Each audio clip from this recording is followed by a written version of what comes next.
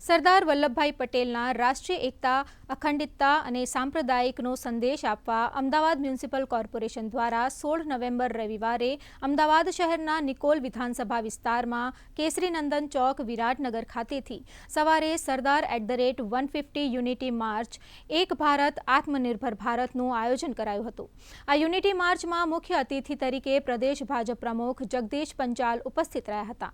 આ યુનિટી માર્ચનું કેસરીનંદન ચોક, કુંવારા સર્કલ, વિરાટનગરથી પ્રસ્થાન કરાયું હતું અને ઓઢવ ભાગોળ ખાતે સમાપન કરાયું હતું।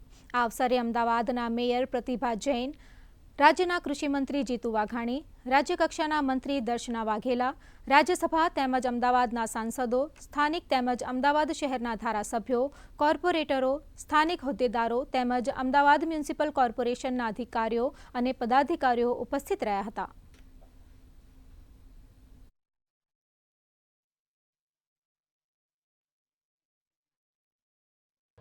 દેશની તમામ લોકસભાની અંદર આજે જે સ્વરૂપે અહીંયા યાત્રા નીકળી રહી છે તે જ સ્વરૂપે આખા દેશભરની અંદર આ યાત્રા નીકળી રહી છે।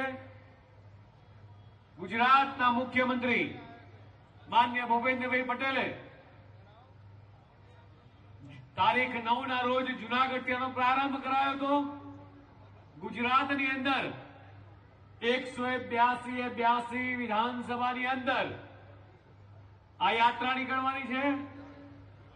આજે કર્ણાવતી મહાનગરમાં આજે નિકોલથી નીકળે છે।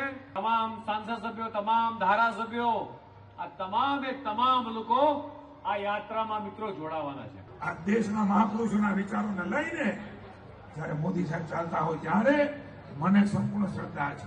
આપણે સંકલ્પ લઈએ, મા ભારતી પહેલા, નેશન ફર્સ્ટ।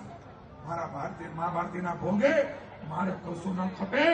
આવા હુતાકાઓને યાદ કરીને, એમના કામો યાદ કરીને, એમણે ચીધેલી કેડીઓ, એમનો રાહ, એમને અનુસરીને આ પદયાત્રામાંથી છૂટા તો પડીએ, પણ જ્યાં મળીએ ત્યાં જઈને મળીએ ત્યાં મા ભારતી, સરદાર સાહેબ એ હંમેશા જીવંત રહે, એમનું મનોબળ એક નાગરિકમાં આવે।